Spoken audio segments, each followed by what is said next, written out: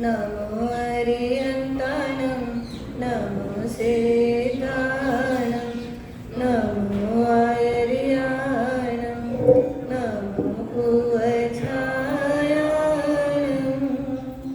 नमो लोये सवसाहुनं ऐसो पंचनमुक्कारो सर्वपावपनाशनो मंगलानं च सर्वेसिं पाणिमं हवै मङ्गलं नमो अरिहन्तानं नमो सेतानं नमो आयर्यानं नमो उवच्छायानं नमो लोय सवसाहुनं ऐसो पंचनमुक्कारो सर्वपावपनाशनो मंगलानं च सर्वेसिं पाणिमं हवै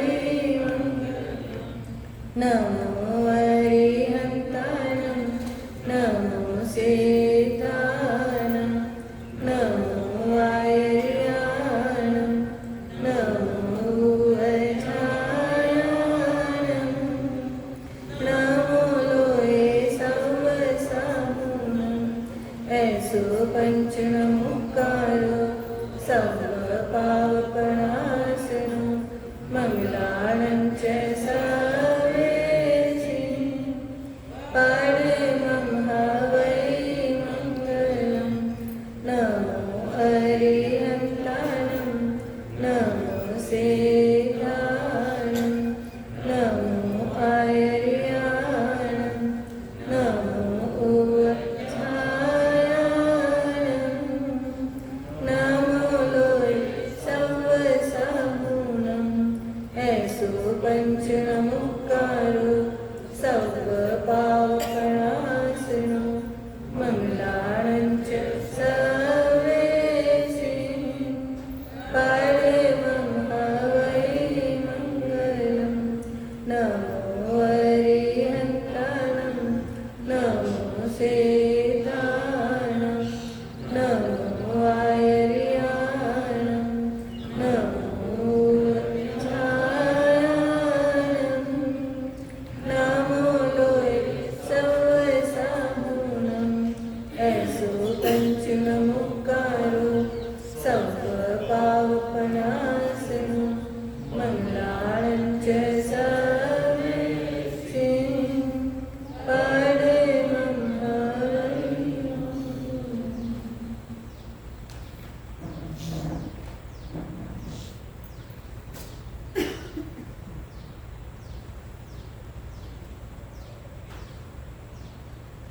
सिद्धाणं बुद्धाणं पारगयानं परम परगयानं लोग्य मोहगयानं नमो सया सब सिद्धाणं इको भी नमुकारो जिनवर बसा सबद मानस संसार सागरो तारे नरम नारम अहो अहो श्री सद्गुरु करुणा सिंधु अपार आपा मर पर प्रभु करो अहो अहो उपकार।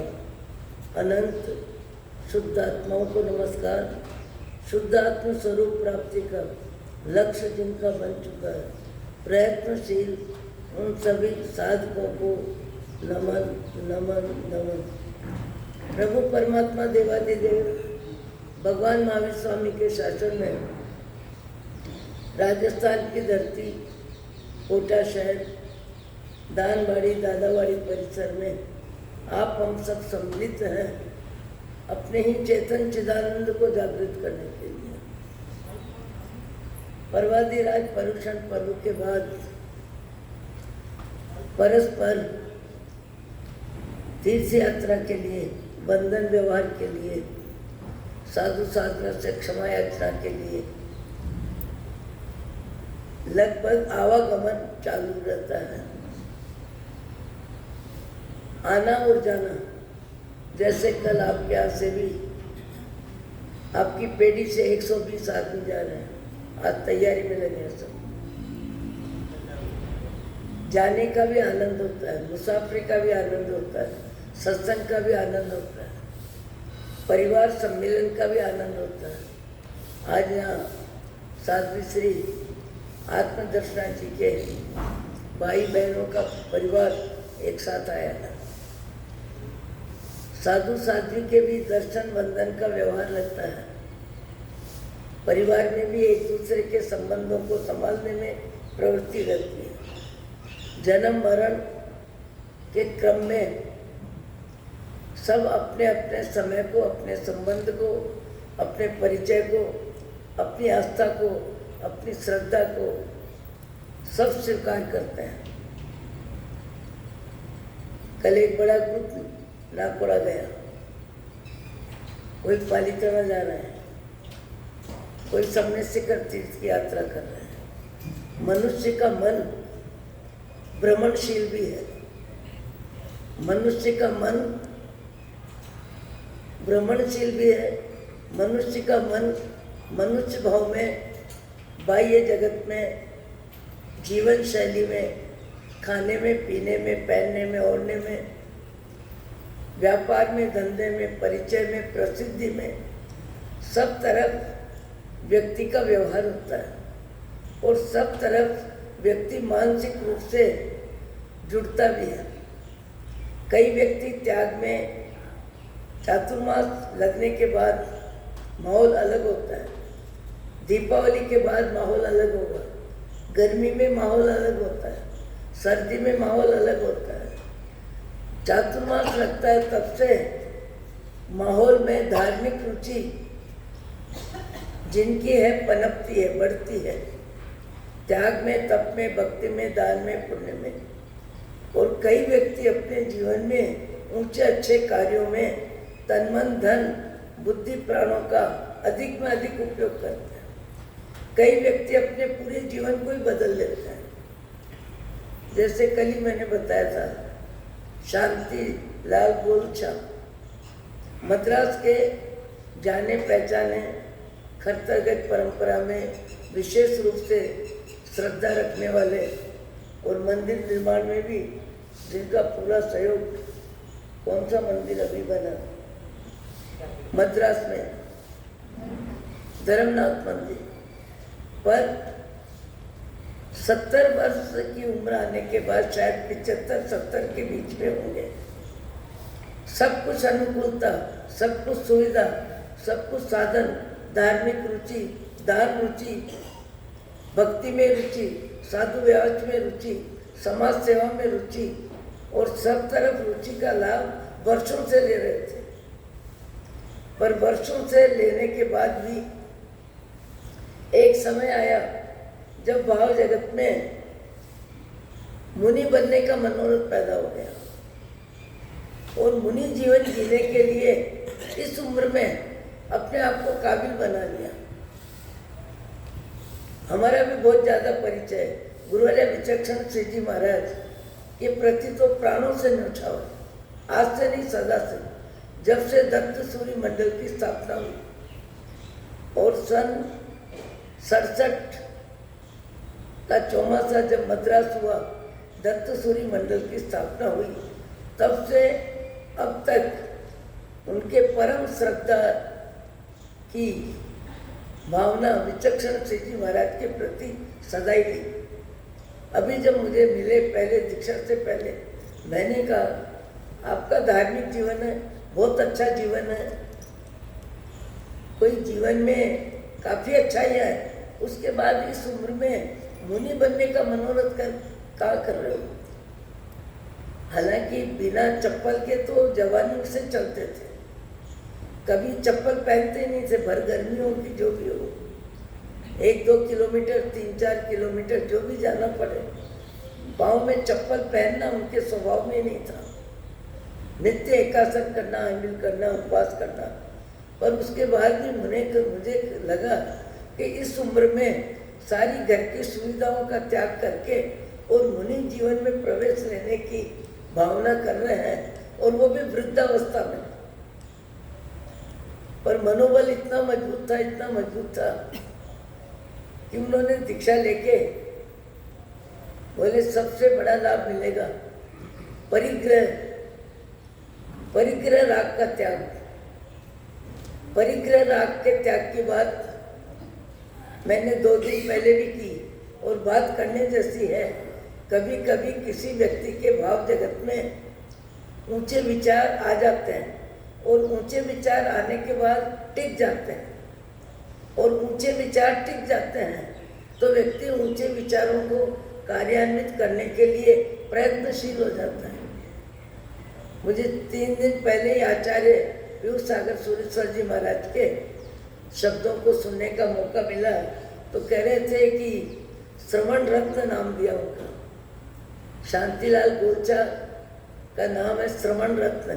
बोले 2 मटकी 2 हाथ में पानी लाते हैं, मानते ही नहीं है। बोले मैं तो बालक हूँ, मैं तो सबसे छोटा हूँ, सब मेरे से बड़े हैं, मैं सबकी व्यावच करूँगा, सबकी व्यावच करूँगा। 2-2 मटकी हाथ में इस उम्र में पानी लेने जाते हैं, व्यावच करते हैं, गोची पानी में सब काम में आगे रहते हैं। शरीर की उम्र है पर मनोबल भी अपना होता है, और मनोबल कईयों का बहुत ऊंचा होता है, और मनोबल के आधार पर व्यक्ति जीवन में ऊंचाई अच्छाई को स्वीकार करता है। और मनोबल कब बनता है, कब बदलता है, जैसे मैंने इन्हीं का उदाहरण दिया था 3 दिन शायद पहले, आज फिर से दोहरा रही हूँ उसको।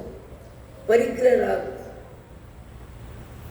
शांति गोलचा की धर्मपत्नी भी बहुत ज़्यादा आराधना करती है। अभी भी पालीताना में साधु साधियों की इतनी तपस्या चल रही है, अनेक प्रकार के तप चल रहे हैं, सिद्धि तप, श्रेणी तप और भी कई प्रकार के तप। सब तपस्वियों की व्यावच में 4 महीने से वहीं है और अभी भी 2 महीने तक वहीं रहेंगे। दिन भर सेवा सेवा सेवा, 5 घंटे की मौन भी करना, बेले बेले पढ़ना भी करना। कई व्यक्ति अपने मनोबल को संसार में रहते हुए संसार से बहुत कुछ अलग करने की मानसिकता भी बना लेते हैं। मैंने कहा था कि सवेरे शांति गोलचा और उनकी पत्नी मंजूबाई दोनों प्रतिकोण कर रहे हैं, दोनों प्रतिकोण कर रहे हैं और प्रतिकोण करते करते मंजूबाई धर्मपत्नी को विचार आता है कि मेरे दोनों बेटों के बहू के पास धन की कमी नहीं है, जेवर की कमी नहीं है। अब मेरा जेवर जो भी है वो किसी के मोह में निमित्त न बने। देखो विचार रहे हैं। विचार कब कैसे आते हैं, कितने आते हैं कि ये मेरा जेवर अब किसी के मोह में निमित्त न बने, मोह में निमित्त न बने। ये विचार पत्नी ने दिए, पति ने सुने और पति ने भी तत्काल अपनी माँ छोटी बाई पास में बैठी थी थोड़ी दूर पे, माँ को जाके कहते हैं कि तुम्हारी बहू ऐसा बोल रही है कि बहू के कोई कमी नहीं है, अब मेरा जेवर केवल परमात्मा की भक्ति में काम आना चाहिए। विचार अपने अपने हैं। माँ को जब बोलते हैं छोटी बाई के सामने शांतिलाल जी और बोल के ये बोलते हैं कि आपकी बहू ऐसा बोल रही है, तो छोटी बाई भी माँ कैसी होगी, मजबूत, धार्मिक रुचि कितनी मजबूत होगी, कितनी अच्छी होगी। बेटे को 60 वर्ष की उम्र होगी उस समय भी, 55-60 पक्की होगी और बेटे को बोलती हैं खाली बातें मत कर। माँ बेटे को बोलती है खाली बातें मत कर, तू पहले मरेगा या तेरी पत्नी पहले मरेगी, इसकी जानकारी किसको है। भाव आए हैं तो भाग्य का उपयोग तत्काल कर, जल्दी कर। अच्छे विचारों को जीने में विलंब नहीं करना चाहिए और बुरे विचारों को जल्दी जीने में मनोबल नहीं बनाना चाहिए। हल्के विचारों को समय लंबा देना चाहिए। क्रोध के विचार हो तो तत्काल नहीं जीना समझदारी है। ऐसे ही कई प्रकार के विचार होते हैं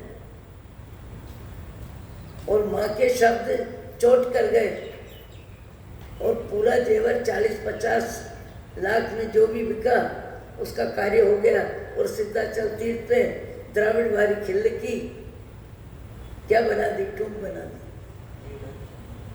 जीर्णोद्धार किया। व्यक्ति व्यक्ति है, व्यक्ति के भाव जगत में कई प्रकार के भाव आते हैं। धन कमाने के भाव भी आते हैं, अच्छे कार्यों में लगाने के भाव भी आते हैं। कई व्यक्तियों की संचयशीलता ही होती है, कई व्यक्तियों को संचय करने में ही सुख होता है, कई व्यक्तियों को देख देख के जीने में ही राजी होते हैं। कई व्यक्ति परोपकार और परमार्थ के कार्यों में भाग्य की चादर को फैला देते हैं। दूसरों की जरूरत में समाज सेवा हो, दीन दुखियों की जरूरत हो या पशु पक्षियों की जरूरत हो या परिवार में 7 पीढ़ी के रिश्तेदार में किसी को जरूरत हो, 7 पीढ़ी के रिश्तेदारों को भी अपनी शक्ति का उपयोग में सम्मिलित करना सज्जन व्यक्ति के लक्षण है। सज्जन व्यक्ति 7 पीढ़ी को संभालता है। धन कमाना जरूरी है पर कमाने के बाद उसका सदुपयोग हो, ये भी विचार होने चाहिए। अधिक संग्रह के विचार जब किसी के होते हैं और संग्रह में रुचि है और संग्रह ही बढ़ाना है, यही जीवन का उद्देश्य है, तो कभी कभी व्यक्ति की जिंदगी व्यर्थ हो जाती है। व्यर्थ हो जाती है, कैसे हो जाती है? एक सेठ, एक व्यक्ति व्यापार में, धन कमाने में बहुत रुचि रखता है, पर रुचि के बाद क्या? संग्रह रुचि, और चाहिए और चाहिए और चाहिए। संग्रह रुचि किसको कहते हैं? लोभ रुचि। और लोभ रुचि लगभग हर व्यक्ति के जीवन में होती है, महिलाओं में भी होती है। मैंने परसों ही कहा, एक बहन कह रही है पति कह रहा है 300 साड़ी है, 200 साड़ी का नियम ले लो। मैंने कहा 200 साड़ी कितना परिग्रह, पुण्य का उदय है, तो उसका अर्थ ये थोड़ी है कि शारीरिक व्यवस्था में और शरीर की आसक्ति में और शरीर के प्रदर्शन में और शरीर को नित नए कपड़े बदल के दिखाना। 200 साड़ी क्या क्या कहते हैं? 200 साड़ी किसको कहते हैं? अरे महाराज 300 इसके पास।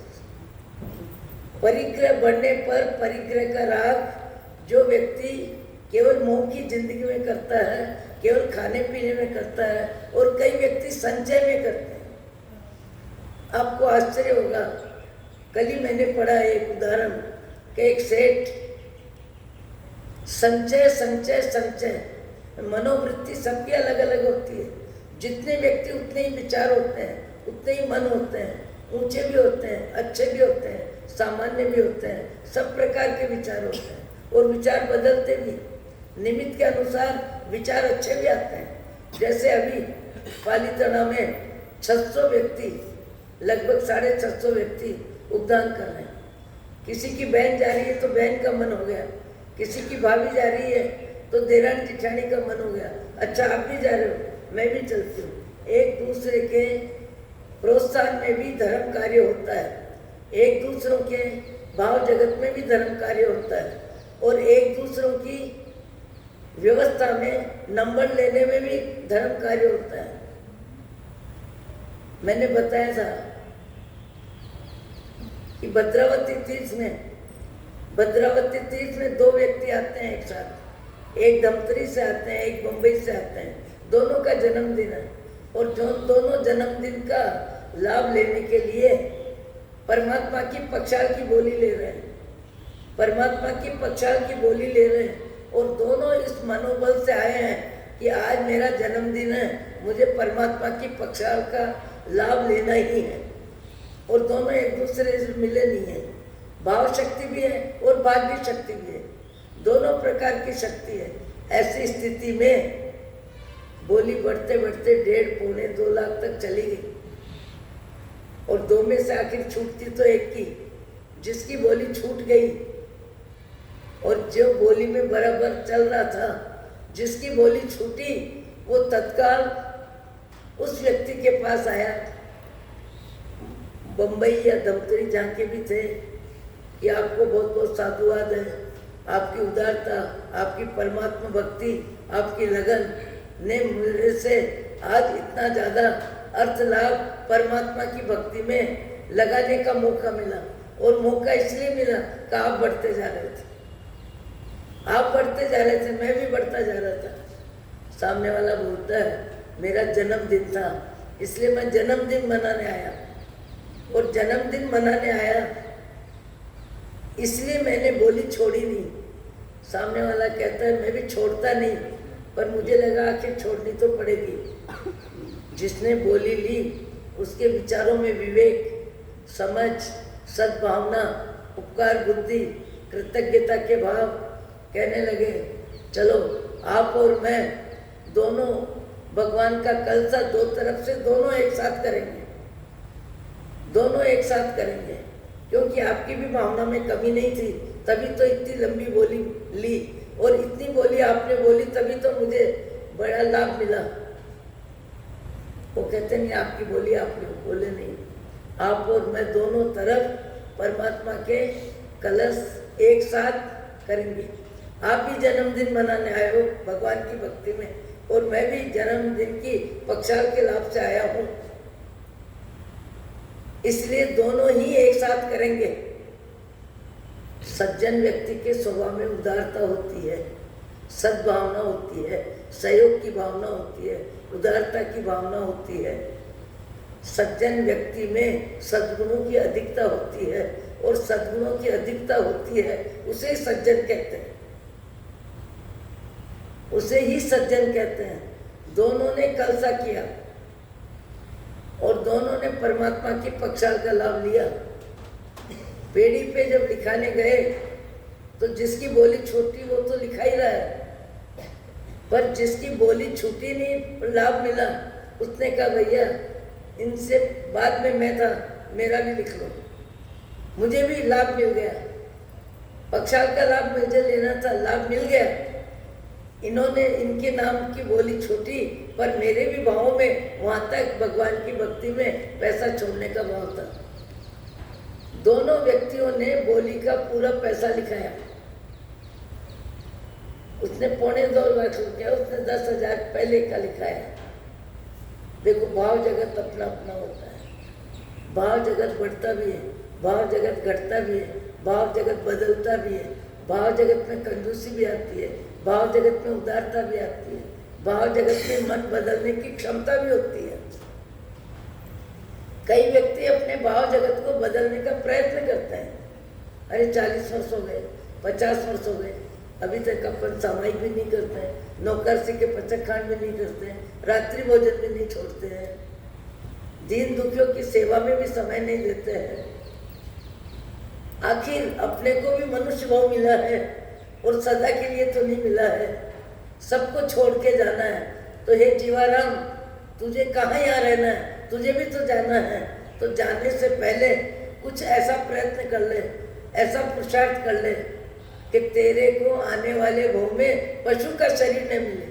मैं बार बार ये बात बोलती हूँ, पशु का शरीर मिलने के बाद मनुष्य भव की ऊंचाई अच्छाई का कोई अर्थ नहीं, धूल धानी राक्षानी है। आप हम सब दिन भर पशुओं को देखते हैं, अनेक प्रकार के पशु हैं, अभाव और अपमान। मनुष्य जीवन में सम्मान और सुविधा, पुण्य का उदय हो तो सम्मान और सुविधा मिलती है। और जैन धर्म में क्या, वैष्णव धर्म में क्या, धार्मिक स्थानों में भी आने जाने वालों को साधु साध्वी के दर्शन, तीर्थ यात्रा के निमित्त वहाँ भी उचित व्यवस्था मिलती है। रहने के लिए कमरा भी मिलता है, भोजन भी मिलता है, साधन भी भक्ति के रूप में व्यवस्था भी होती है। इस तरह व्यक्ति अपने जीवन में कई प्रकार के सद्गुणों की अभिवृद्धि, जैसे व्यापार में पैसे की अभिवृद्धि अच्छी लगती है और होती भी है, जरूरत भी होती है। पैसे के बिना एक दिन गृहस्थ का नहीं चलता है, पर पैसे का लाभ जैसे समझ में आता है वैसे आराधना में भी लाभ होना चाहिए, स्वाध्याय में भी लाभ होना चाहिए, जाप में भी लाभ होना चाहिए, तप में भी लाभ होना चाहिए, अपनी इंद्रिय विषयों में भी अपनी अरुचि होनी चाहिए। और संकल्प के बल पे, नियम के बल पे मनुष्य जीवन में एक उम्र आने के बाद हमारा भाव जगत बदलना चाहिए। कई व्यक्तियों का भाव जगत अंत समय तक नहीं बदलता है। एक सेठ पैसे का पुजारी, पैसा ही सब कुछ, पैसे से ज्यादा कुछ नहीं, सारा श्रम एक ही कार्य के लिए। और पहले के जमाने में संचय करते करते सोने के सिक्के जमीन में गाड़ता जा रहा है, सोने के सिक्के जमीन में गाड़ता जा रहा है, और सिक्के देख देख के राजी होता है, बढ़ा के राजी होता है। परिग्रह बढ़ता है तो जीव को प्रसन्नता होती है, पर यह भी ध्यान रखना चाहिए, परिग्रह बढ़ता है, पैसा बढ़ता है, पर कमाने के तरीके में पाप भी बढ़ता है। पाप के बिना पैसा नहीं आता है। हमको पैसा दिखता है, पाप नहीं दिखता है, जबकि पैसे का उपयोग तो खुद की जीवन में करके क्या करेगा, कितना करेगा। 10,000 रुपये भी एक दिन में काम में नहीं ले सकता, 5,000 भी नहीं ले सकता। खा के क्या खाएगा, 2 फुलके सवेरे 2 फुलके शाम को, पी के क्या पिएगा, एक जूस का गिलास, एक दूध का गिलास, एक एप्पल खा लेगा, ज़्यादा में ज़्यादा 2-4 दिन में एक दिन बादाम का हलवा खा लेगा। पेट उसके लिए भी मना कर देगा। पेट की क्षमता रोज गरिष्ठ भोजन करने की भी नहीं है। कमा के कितना भी कमा सकता है, पर व्यक्तिगत अपनी जिंदगी में व्यक्ति कमाई का उपयोग व्यक्तिगत जिंदगी में कितना करेगा। व्यक्तिगत जिंदगी में अच्छी जिनकी कमाई है, 10% भी कमाने वाले के उसकी कमाई काम नहीं आती है। काम आती है परिवार के, काम आती है पीछे रहने वालों के, काम आती है नाम की कमाई में। दान पुण्य में, जिसमें भी व्यक्ति काम में लेता है। पर व्यक्तिगत जिंदगी में कमाई जिनकी बहुत ज़्यादा अच्छी होती है, वो 10% भी खाने में पीने में अपने व्यक्तिगत कपड़ों में काम में नहीं ले सकते हैं। पर कमाने के समय में भाव में परिग्रह रुचि से जो पाप आया है, पाप और पुण्य ये दोनों जीव के साथ जाते हैं। पुण्य भी साथ जाएगा, पाप भी साथ जाएगा, और आयुष्य कर्म भी किसी का किसी के काम नहीं आता। जिसका आयुष्य कर्म उसी के काम आता है। एक 10 वर्ष का बच्चा जाता है, कम समय लेके आया, माँ बाप के 1000 आंसू निकलते हैं, चाहते हैं बच्चा बच जाए, हम चले जाएं। पर किसी का आयुष्य कोई किसी को दे नहीं सकता, किसी का आयुष्य कोई ले नहीं सकता, किसी की वेदनी कोई ले नहीं सकता, किसी का पाप का भुगतान कोई कर नहीं सकता, किसी के पाप का भुगतान कोई कर नहीं सकता। पाप का भुगतान खुद को ही करना पड़ता है। पाप की कमाई परिवार के, समाज में, दान में, जहाँ जहाँ भी काम में लेगा, सब जगह काम में आएगी। वो ऐसा व्यक्ति था कि देख देख के ही राजी होना। मम्मन सेठ का उदाहरण तो आता ही है। देख देख के ही राजी होना, बढ़ा के ही राजी होना, और उसकी जिंदगी का सार, उसकी जिंदगी की उपलब्धि ज्यादा में ज्यादा परिग्रह परिग्रह परिग्रह परिग्रह। और परिग्रह राग में प्राण निकल गए, और प्राण निकलने के बाद शरीर छूटता है, राग नहीं छूटता है, पुण्य नहीं छूटता है। शरीर के साथ न परिवार आता है, न परिवार जाता है, न पैसा आता है, न धन आता है, न सुख सुविधा आती है। जीव अकेला जाता है। शरीर भी यही परिवार जला देता है। संस्कारों को नहीं जला सकता, पुण्य पाप नहीं जल सकता, बाकी सब कुछ छूट जाता है। अंत समय प्राण निकल रहे हैं, और धन जमीन में जितना ज्यादा इकट्ठा किया, सोने के सिक्के में प्राण चले जाते हैं। अरे मेरा सब छूट रहा है, छूट रहा है, छूट रहा है। अब सोने के सिक्के जमीन में जितने भी थे, वो सब उसकी बुद्धि में आ रहे हैं, उसके मन उसी में जा रहा है। बार बार कोई भगवान का नाम लेने का कहने से क्या होता है? लेने वाले के भाव नहीं हो तो बोलने वाला ही सुनता है, बोलने वाला ही राजी होता है। सुनने वाले के भाव में ही नहीं आती बात, तो कहाँ से राग होगा? मैं कितनी बार बोलती हूँ, कितनी बार लोग कहते हैं महाराज मेरी माँ का अंत समय है, महाराज चलो मंगलिक सुना दो। अभी उम्र, शारीरिक स्थिति, आने जाने में रुकावट हो गई, आयु बहुत आ गई, जाने के दिन। पर उम्र तो अलग होती है, कई समय जाते भी थे। और बेटा कहता है माँ मणिपुरासी जी को लेके आया हूँ, मंगलिक सुनो, मंगलिक सुनो। और माँ क्या बोलती है? माँ क्या बोलती है? अरे बेटा बता, बाई रवाना हुई कि नहीं? बाई रवाना हुई कि नहीं? प्राणांत तो होने के समय माँ का मन बेटी में घूम रहा है, बेटी से मिलने की तमन्ना है, भगवान का नाम सुहाता नहीं है। जिंदगी भर जो जिसको ज्यादा महत्व देता है, अंत समय भी उसका मन उसी में घूमता है, उसी में घूमता है। मैंने खुद ने देखा, एक रोज ऐसे ही किसी जगह गए, और उस समय माता का शरीर एकदम क्षीण हो रहा है, पर एक शब्द सुना उनकी आवाज में, बहू को कहते हैं फुलका लेके आओ। माँ साहब फुलका तो आपसे चबेगा ही नहीं, आप खा ही नहीं सकोगे, फुलका कैसे लोगे? कुछ भी खाने की स्थिति नहीं है। बहू फुलके की पोड़ी ले आ, ऊपर की पोड़ी ले आ, और वो लेके आती है, और लेके वो जीभ खोलती है। देखो लालसा इसको कहते हैं। कभी कभी व्यक्ति की लालसा कहाँ किस में रहती है? बेटा बहू आंखों के सामने का उदाहरण दे रही हूँ। वो फुलके की पोड़ी लेके आती है, और माँ साहब जीभ खोलते हैं, जीभ, और वो जीभ से टच करती हैं, पोड़ी फुलके की जीभ से टच करती हैं, इससे ज्यादा जीभ हिलती भी नहीं है। फिर कहते ले जाओ, केवल टच करना। तृष्णा तूने गई मेरे मन से, अंगम गलितम फलितम मुंडम दशन विहीनम जातम तुंडम तदपि मुंचति आशा पिंड। जीवन समाप्त होता है, व्यक्ति की तृष्णा जो की त्यों रह जाती है।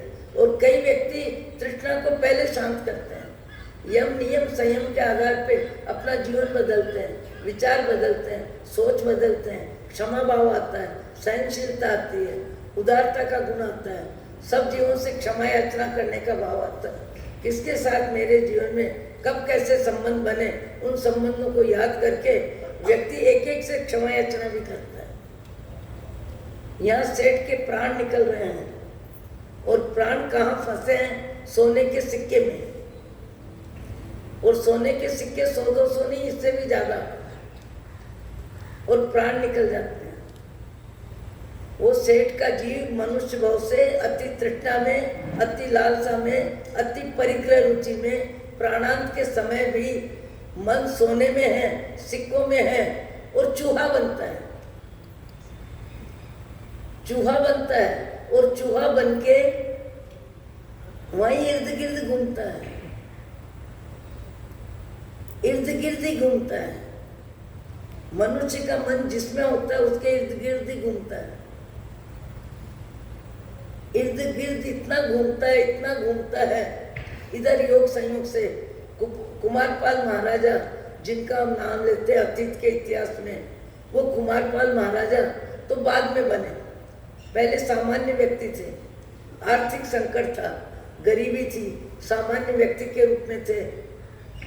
उन्होंने देखा, उन्होंने क्या देखा कि चूहा बार बार इधर उधर घूम रहा है, इधर उधर घूम रहा है, और बार बार इसकी आंख मिट्टी में जा रही है, खड्डे में जा रही है। क्यों जा रही है? वो भी घूमते घूमते वहां गए। आने के बाद उन्होंने देखा इस खड्डे में सोने के सिक्के हैं, और ये सोने के सिक्के चूहे के लिए किस काम के हैं? चूहा लेके करेगा भी क्या? न खा सकता, न रख सकता। चूहे के पास है क्या? कोई साधन सुविधा है ही नहीं। ये क्या करेगा? ये क्या करेगा?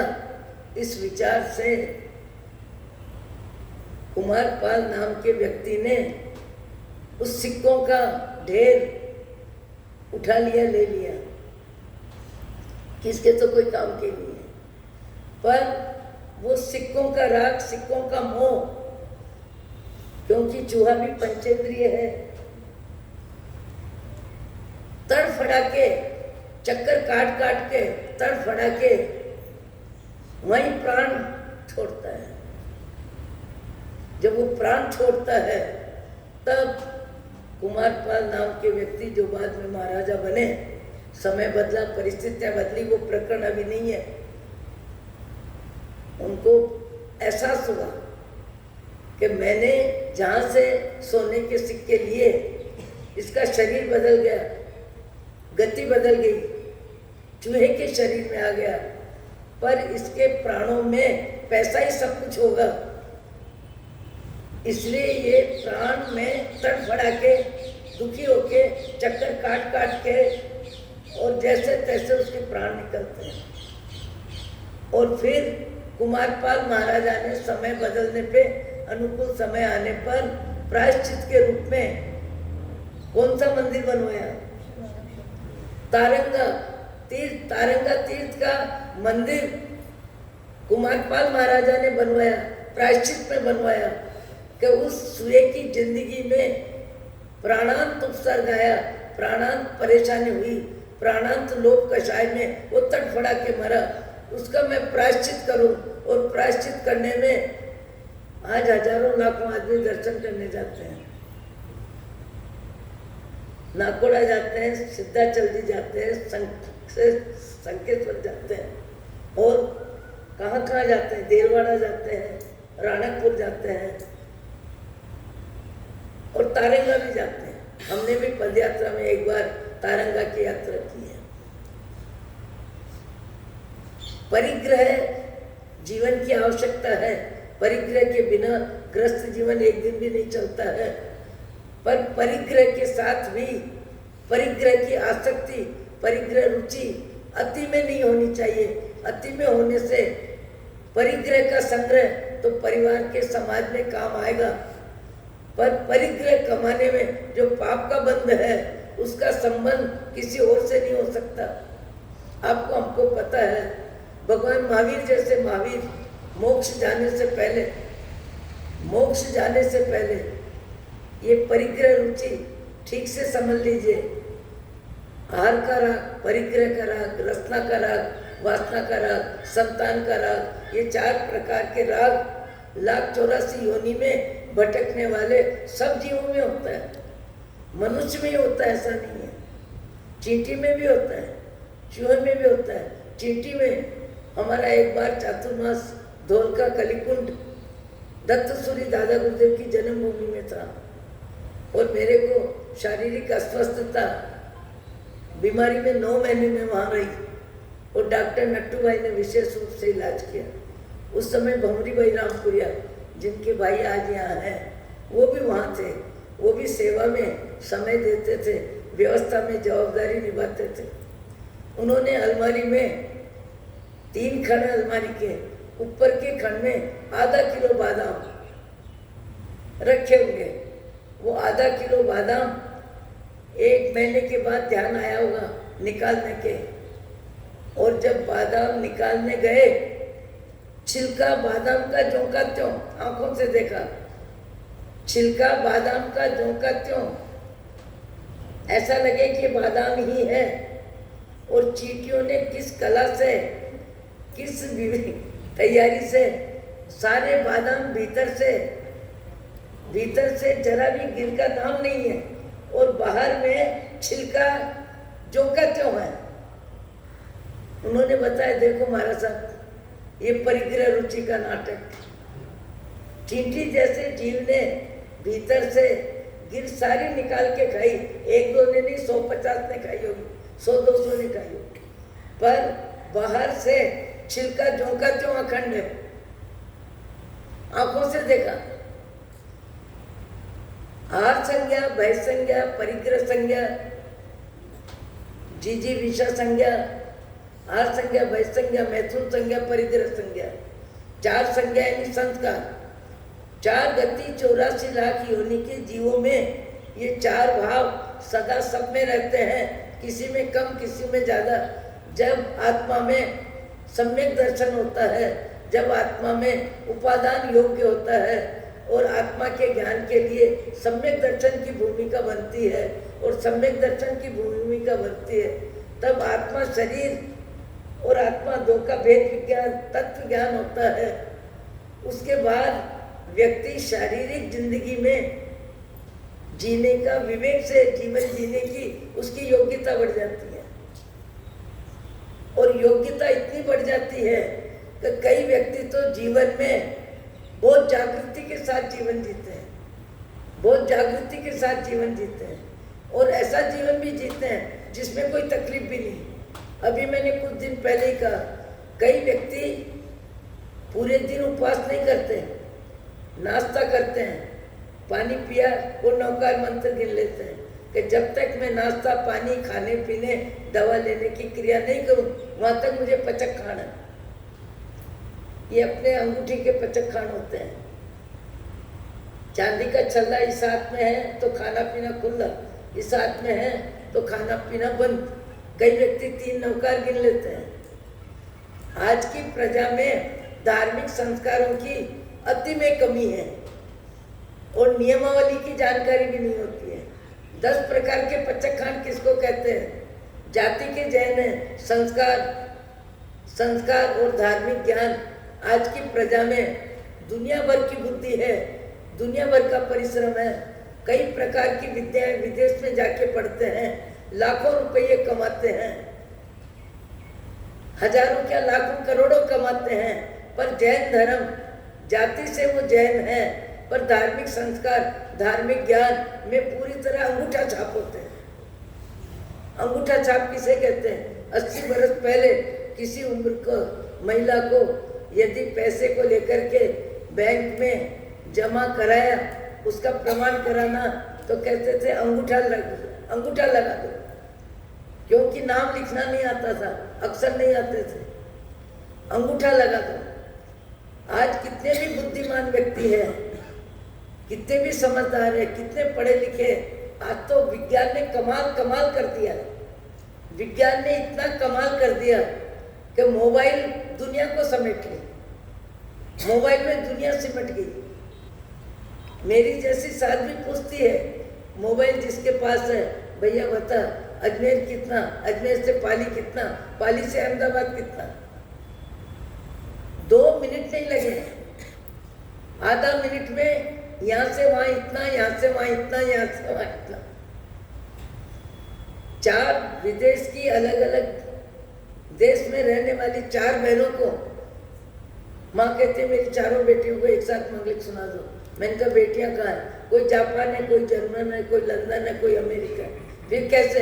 नहीं महाराज, 4 को जानकारी है और 4 ने मोबाइल के माध्यम से, एक मोबाइल में 4 बहनों के चेहरे दिखाई दे रहे हैं मेरे को।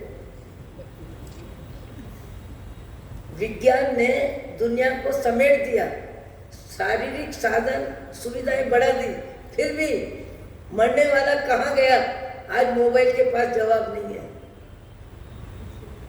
मरने वाला कहाँ गया पता नहीं है, किस गति में गया बता नहीं सकेगा, दुनिया को बता देगा, पर शरीर परिवर्तन किसका काम हो रहा है, कौन किस गति में गया, कौन सुखी दुखी है, ऐसा विज्ञान के पास न आज ज्ञान है, न 100 वर्ष के बाद भी नहीं होगा। जीव की करनी जीव को गति देती है, कोई माध्यम नहीं, कोई दूसरा निमित्त नहीं। जीव की आराधना, जीव की साधना, जीव का स्वाध्याय, जीव का मोह और जीव की जिंदगी जीने के तरीके, वही उसका गति परिवर्तन करता है। गति परिवर्तन कोई किसी का नहीं करता है, और परिवर्तन गति का होता है, और उस परिवर्तन में एक समय कम ज्यादा भी कोई नहीं कर सकता। जो जितना समय लेके आता है उतने समय टिकता है। प्लेन में भी जाता है, ट्रेन में भी जाता है, रात्रि में भी जाता है, खाते खाते भी जाता है। और यदि शरीर में बीमारी को लंबे समय भोगना है तो मरने के दिनों में भी जीना पड़ता है। 85-90 वर्ष की उम्र में रोगी के रूप में बिस्तर में नौकर के सहारे बैठे रहने वाले कई जीव हैं, और कईयों की तो अभी दुर्ग में एक माँ साहब थे, आज है, मुझे कहते थे साध्वी जी महाराज आप दुर्ग में मालवीय नगर में चौमासा करना है, पहला चौमासा आपका ही होगा, मैं ऊपर चली जाऊँ तो भी चौमासा करने आना। मेरा 17 या 18 का चौमासा था, 18 का। आज दुर्ग वाले भी है, यहाँ बड़े साहब का क्या नाम है, दिनेश जी मारोठी भी है, चारों भाई है, बहनें हैं, और करोड़ों का लाभ लेने वाले 12 सिवनी के उत्तम जी सचेती, संसार पक्ष में आत्मदर्शना जी के बड़े जीजा जी भी हैं, सब हैं। और दुर्ग में मनोरी बाई लूनिया सब जानते हैं, इनकी माँ वगैरह सब साथ आराधना करते थे। अभी आत्मदर्शना जी की माँ 90 वर्ष की उम्र में शांति के साथ, संसारा के साथ, साधुओं के मुंह से पचक खान लेके जिनका प्राणांत हुआ, बहुत अच्छी स्थिति में गए। और 90 वर्ष की आयु कम होती नहीं है, उसी निमित्त से सारा परिवार साध्वी जी के दर्शन करने आया है। उन्होंने मनोहर भाई लूनिया, आज भी यदि कोई सुना देगा उनको तो सुन लेंगे, अभी तो व्यवस्था बहुत अजब गजब की है। और मेरे को बोलते हैं कि महाराज मैं ऊपर चली जाऊं तब भी आपको मालवीय नगर में चौमासा करना है। और योग संयोग बना, सन 18 का चातुर्मास संवत्सर के बाद तो लकवा वगैरह आया, जो भी हुआ, पर मेरा चातुर्मास हुआ। और मनोहरी भाई को मैंने कहा आप ऊपर गए नहीं और मैं आपके जीवन में आ गई हूँ, और 100 वर्ष के 100 बरस का धर्म लाभ, शुभकामना। मैंने व्याख्यान में उनके सामने, वो बैठे हैं सामने, और लो आपके 100 बरस मैंने यहीं मना लिए। आप भी बैठे हो, मैं भी बैठी हूँ, 100 बरस आ गए, आप गए नहीं। अभी 105 बरस है। अभी मनोहर भाई लूनिया को 105 बरस है। उनकी पोती अभी कुछ दिन पहले ही बोली दादी साहब बात करना चाहते हैं, तो मोबाइल में आवाज सुनाई उनकी, अच्छी धाकड़ आवाज है। रोज पोरसी करते हैं, चौव्यार करते हैं, सामायिक करते हैं, प्रतिकोण करते हैं, 14 का उपवास करते हैं, 14 का उपवास भी करते हैं। और वो भी जिसके पास है वो इतनी योग्य है कि उनको सारी सुविधा समय पे अपने कमरे में मिल रही है, पर 105 वर्ष हो। आज इस युग में आयु भी लंबी हो रही है। मुझे लगता है 80 पार कर जाते हैं, वो 90 के बीच में पहुंच जाते हैं। आपका हमारा मनुष्य भाव हमको तिरंज गति न दे। हम इतनी अच्छी सुविधा साधनों में मनुष्य जीवन जीने वाले, हमारा भाव जगत इतना ऊंचा रहे, इतना अच्छा रहे, इतना निर्मल रहे, इतना सेवा भावी रहे, और अपने तन मन धन में इतनी अनासक्ति रहे, और दूसरे की जरूरत में हाथ लंबा करने में व्यक्ति का विवेक, व्यक्ति की उदारता, अनासक्ति इतनी हो कि जैसे कल का पड़ा हुआ पेपर व्यक्ति किसी को पकड़ा देता है, कल का पड़ा हुआ पेपर किसी को पकड़ा दे, ऐसे 1000 नहीं 1 लाख के नोट देने वाले श्रावक आज दुनिया में हैं। 52 करोड़ 1-1 लाख कल के पड़े हुए पेपर की तरह पकड़ा है, और दोनों जीवित हैं। कुमार पाल भाई अस्वस्थ है, उनकी तबीयत की स्थिति, वो क्या हुआ बीच में एक्सीडेंट होने से अभी भी वो बिस्तर पे है, और शायद 1-1.5 महीना रहना पड़ेगा। जो व्यक्ति किसी से 1 गिलास पानी पीना पसंद नहीं करे, और सांसों सांस में सेवा सेवा और सेवा और सेवा और साधना, पर कब किस भाव के कर्म कैसे उदय में आ जाते हैं। और आजकल साधन एक घर में 2 व्यक्ति 3 साधन, और स्कूटर चलाने वाले कई अधूरे हकीम, चलाने की क्षमता नहीं, चलाने का लाइसेंस नहीं, पर उठाया और दौड़ाते हैं, और कब किसकी जिंदगी को बर्बाद करने में निमित्त बनते हैं। अति सर्वत्र वर्जित। अभी पैदल चलना तो व्यक्ति जानता ही नहीं, मंदिर तक जाने के लिए भी स्कूटर लेता है। मंदिर तक 10 मिनट का रास्ता भी पांव से चल के परमात्मा के मंदिर में जाने में साधन का उपयोग करता है।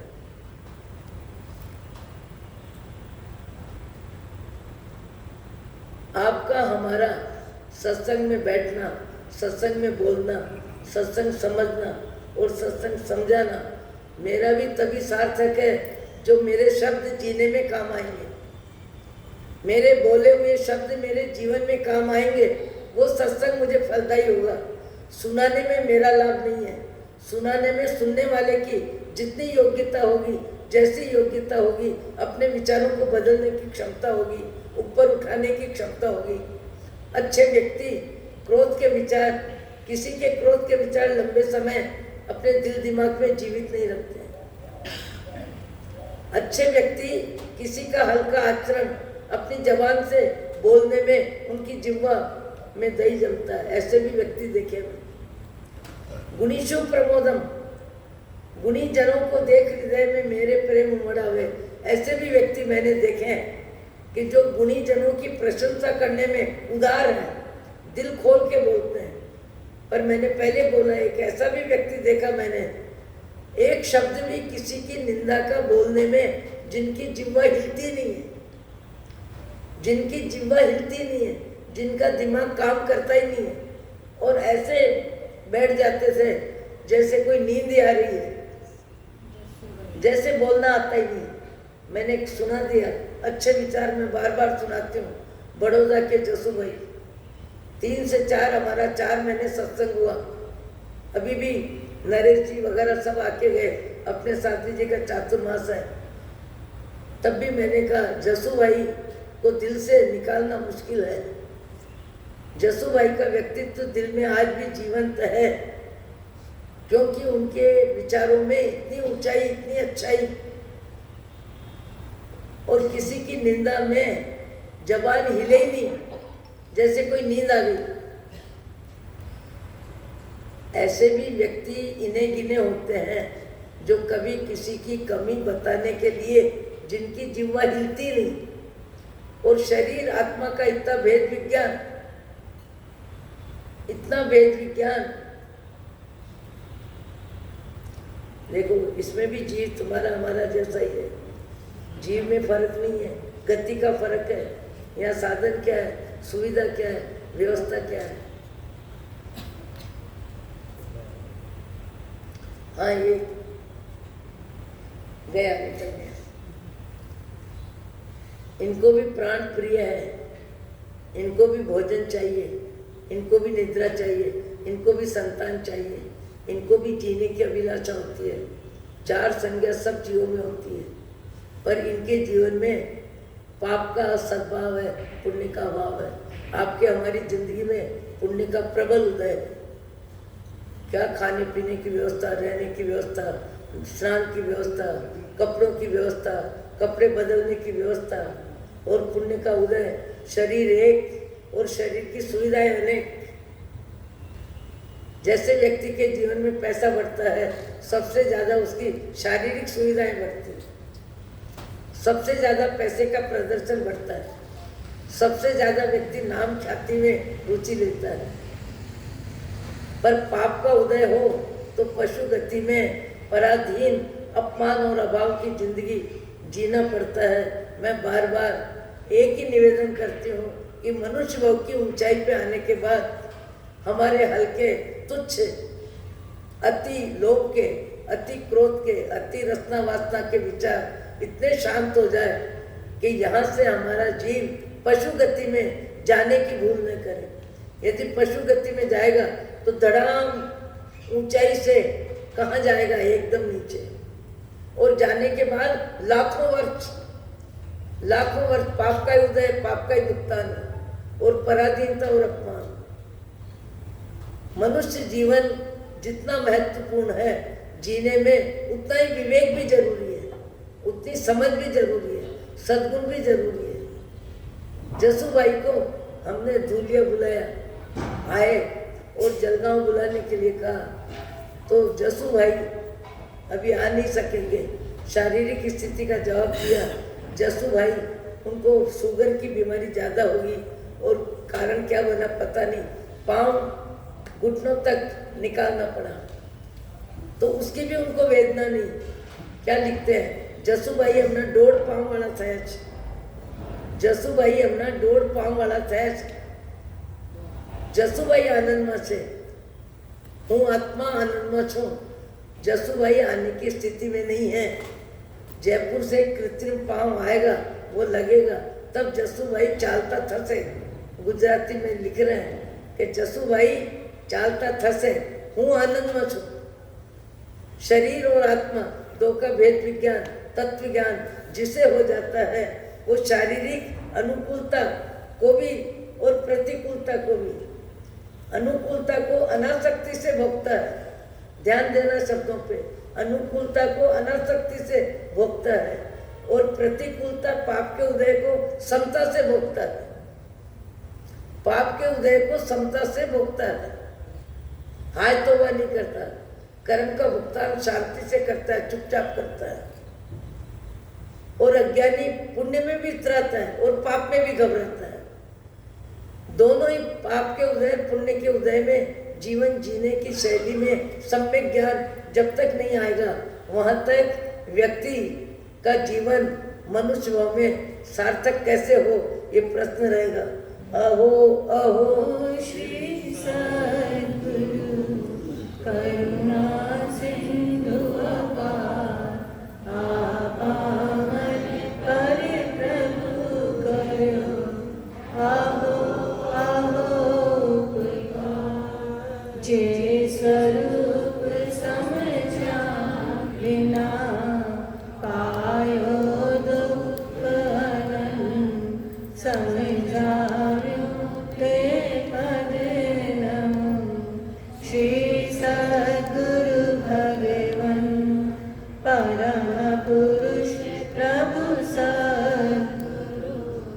परम ज्ञान सुखधाम जे हमें आप्यो भानने ते हमें सदा प्रणाम देह छता जे हनी दशा वरते देहाती ते ज्ञानी ना चरणा हो वंदन अग्नि।